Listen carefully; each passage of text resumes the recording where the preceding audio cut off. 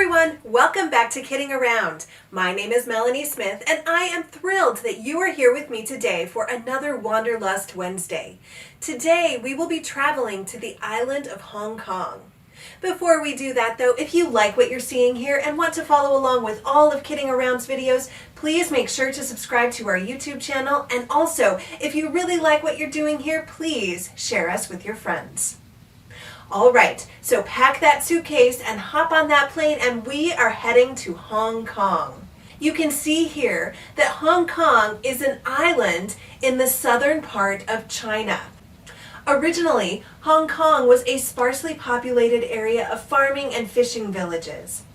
But the territory has now become one of the world's most significant financial centers and ports. The territory of Hong Kong was transferred to China in 1997. It is considered a special administrative region, and even though it's a part of China, it maintains separate governing and economic systems separate from China. This is under the principle of one country, two systems. If you were to look for food in Hong Kong, you would find rice. Rice is a staple and is served at almost every meal. It is served plain along with fresh poultry or seafood. There are 5 daily meals in Hong Kong. They consist of breakfast, lunch, afternoon tea, dinner, and a special late night meal that is served after 9 o'clock, and it can be as little as a snack to as big as an entire meal. You would find that the summers are hot and humid, and you would occasionally have a thunderstorm. The winters are mild and sunny, at least at the beginning of the season, and then they become cloudy towards the end of the season. Snowfall in Hong Kong is very rare. The predominant language that you would hear is Cantonese, but over half of the population also speaks English as well. Hong Kong is known as a filmmaking hub with many movies made there every year, and a lot of those movies include martial arts, which is also very popular in Hong Kong as well. Hong Kong has the most skyscrapers of any city in the world. There are 317 buildings that are over 490 feet tall there. An interesting thing that also goes on in Hong Kong is the Symphony of Lights. This is the world's largest permanent light and sound show, at least as stated by the Guinness Book of World Records. And so every night, more than 40 of the skyscrapers that we just talked about light up the skyline with laser beams, searchlights, and dancing lights, all perfectly timed with music. The show lasts exactly 13 minutes and is designed to celebrate the energy, spirit, and diversity of Hong Kong's history. Another interesting festival that you might encounter if you travel to Hong Kong in April and May is the Bun Festival. So every year, a Bun Festival is arranged to celebrate Buddha's birthday. This is an ancient tradition, and it's intended to keep hungry spirits from eating the island's crops. Locals there build a 50-foot mountain of steamed lotus paste buns. And then on the final day of the festival, the village's best climbers climb up the tower in order to collect as many buns as possible, which is an event known as bun snatching. The higher those climbers go, the better fortune they will have in the coming year. Another interesting thing that you might see if you travel to Hong Kong would be a dragon boat race. Every year, teams of rowers race along Victoria Harbor, cheered on by thousands of supporters. And this is done to pay respect to dragons, the rulers of rivers, lakes, and seas, according to Chinese mythology. Another thing that you might experience if you were in Hong Kong in January or February would be the celebration of Lunar New Year. You may also have heard this called Chinese New Year. It goes by both names.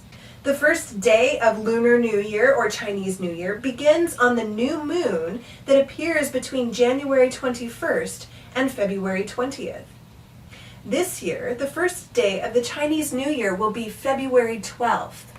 And the other really interesting thing about Chinese New Year is that there's an animal associated with each year.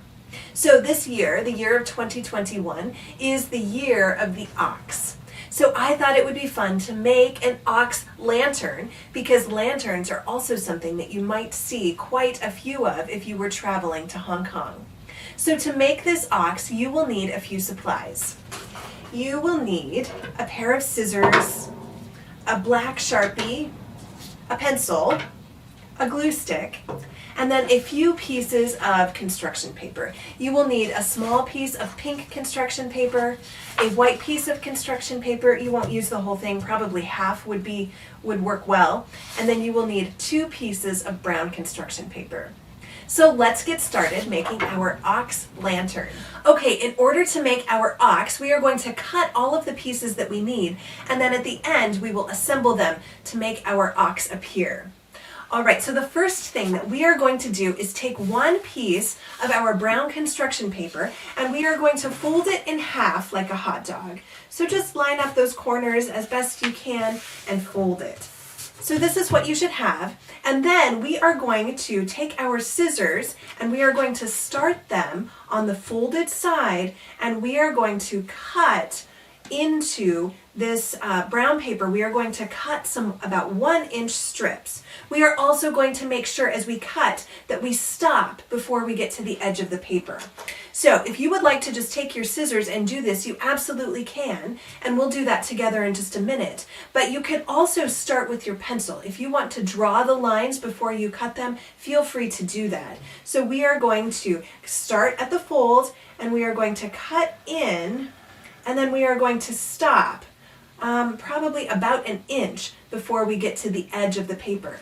And then we'll come over here another about 1 inch, and then we will make another cut, and we will cut not to the edge of the paper, but a little bit short of it. So I will show you, I'll cut along these lines, and you can of course draw all of the lines all the way down the paper if you would like, or if you feel confident in cutting these straight lines without the pencil mark, go ahead and do that. This is great practice to learn how to cut straight lines. All right, so you can see I'll have a few strips here at the end. And then what's going to happen is when we get to this point, we'll be able to open our paper, and then we will be able to curve it around, and this will become the body of our ox and the main part of our lantern. All right, but for now, we're going to just set that aside, and we're going to take our other brown piece of paper, and the first thing that we are going to do is cut this handle. So it's about 1 inch wide, and I'm just going to cut on the long side of my brown paper and just cut straight down there. Again, if you would like to draw it first, go ahead and draw it, or you can practice your cutting skills, or your visual skills, your visual cutting skills, and just work on cutting a long, straight line. It doesn't have to be exactly straight. This is great practice. All right, the next thing that we are going to do is make our ox's ears. I don't know how well you can see those behind those horns, but you can see here that there are some ears behind their horns. All right, so the thing to do here is I am now going to cut my brown paper that I have left over in about half. This is not an exact half, but about half. This part I can just get rid of, I can use for another project. And then I am going to take this half that I have left over and I am going to fold it in another half. I'm folding it so that I have a long portion here to be able to draw the ear on. And then I'm going to take my pencil, or if you feel confident not using your pencil first, that's fine, but I am going to be making an oval here, and I'm going to use most of the space that I have on this paper. So you can see this oval is not a perfect oval, and that's totally fine. You just want something that's about oval shape. Then cut it out, and because it's folded over, you will end up with 2 ears, and you only have to cut it once. So now I have my 2 ears. Okay, so the next thing that we are going to make are the horns and the eyes. So let's do the horns first. Oh my goodness, I'm just dropping everything. All right, so for the horns, I am going to cut my paper, I don't know, I'm going to probably take about 1/3 of my paper. So you can see here, I just kind of cut that off there. And then I am going to take this third, and again, it's a rough third, and I am going to fold it in half the long way.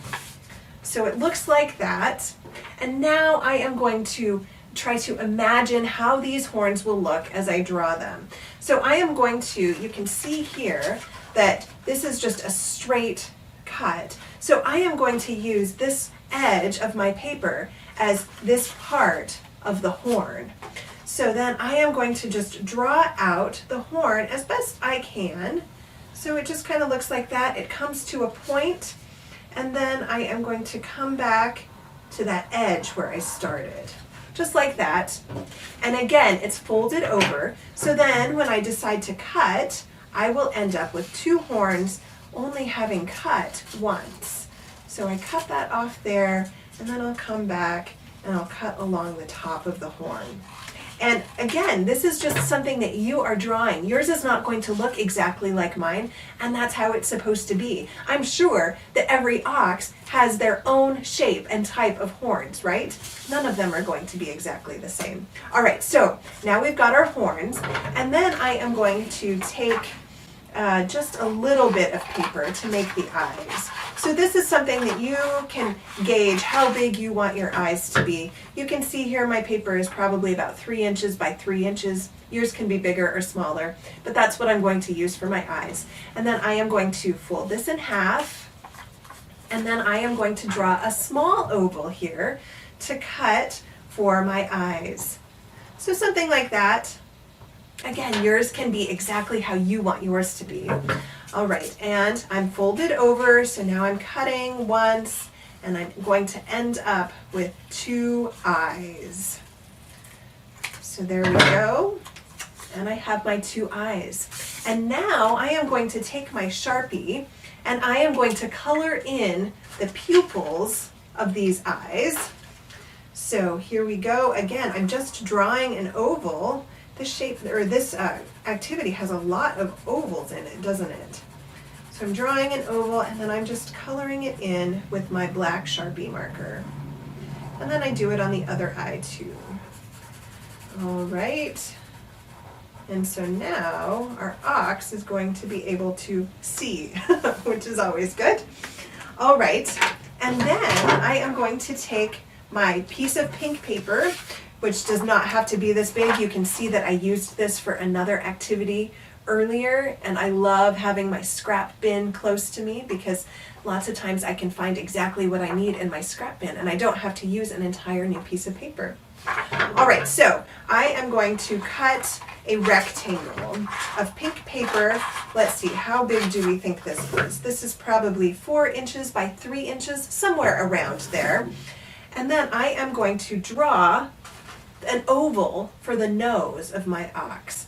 So I just freehand it, and there we go. And then I'm going to cut that out.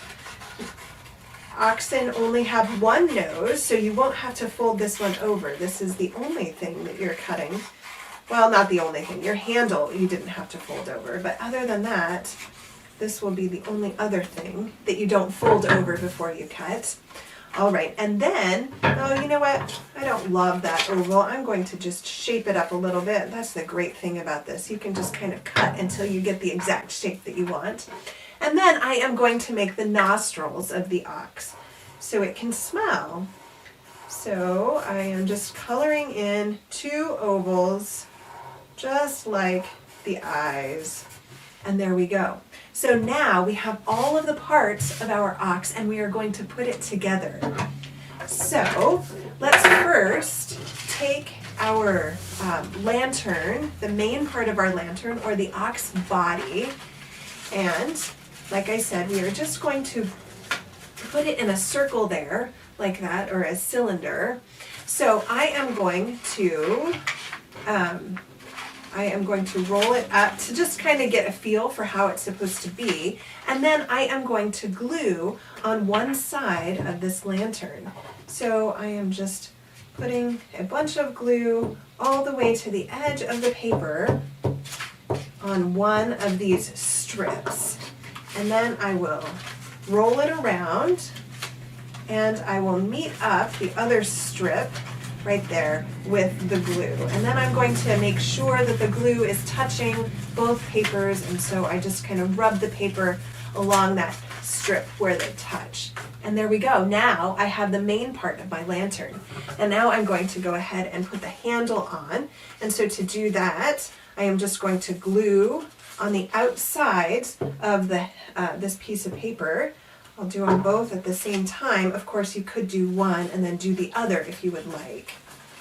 All right, so I've just put those there together, and I'm pushing them down just to make sure that they make contact. And there we go, I have my lantern. So I am going to take this piece that I glued, you know, this part, this doubled up part, and I am going to make that the back, just because that kind of puts the seam in the back. You can do whatever you want, but that's just my thought process right now. Okay, so now we need to put the ears on. So I am going to put my ears back together, and I am going to fold them probably, let's see, what would you say? That's less than an inch, you know, somewhere around an inch. We are going to fold them in, and that is going to give us the ability to have a flat surface to glue this onto the actual lantern. All right, so now, let me find my back. All right, my back is down. So now I am going to glue along this short folded piece, and I am going to find the lantern handle, and I'm going to glue down straight from that. So you can see there's the bottom of the lantern handle, and then I am gluing, oh, and you know what? I'm going to tell you, I did this a little bit backwards, at least backwards from the way I wanted to do it. So guess what? I can just take it off and reposition it. So what I actually wanted to do was I wanted the folded part to be back behind the face. So instead of having it like that, I want it to be more like that. So it looks like the ears are just coming straight out of the head. So I am going to let that dry, and I'm going to move over here and fold this other one and put it on correctly. And by then the glue will be dry here, so I won't have a sticky mess on my hands, and I'll be able to reattach that ear. Okay, so this is how I want it. So then I am going to be gluing on the outside there. And then again, I just find the edge of that lantern handle, and I glue the ear right below that edge of the handle. And I can figure out ways to get my hands in there to make sure that I can press the paper down so that the glue is contacting. So there we go, we have one ear. And now, this isn't quite dry, but it's much drier than it was when I started. I am going to flip that fold on the ear so that instead of it being like this, it will be like that, and it will look just like that ear's coming out of the head. All right, so now I will put glue on the other side, and then I will be able to attach it to my ox body. You know, mistakes happen all the time, and it's great to just modify and move on. All right, so there we go. I now have my head of my ox. So I am now going to put the oxen horns on in very much the same way that I put the ears on. So I will put these together. I don't know, you don't have to do that. You could fold them separately. I like to fold them together just because then I know that I have about the same amount folded. But really, it's up to you. All right, and now this time I am going to make sure that I am putting the folding or gluing on the right side of the paper.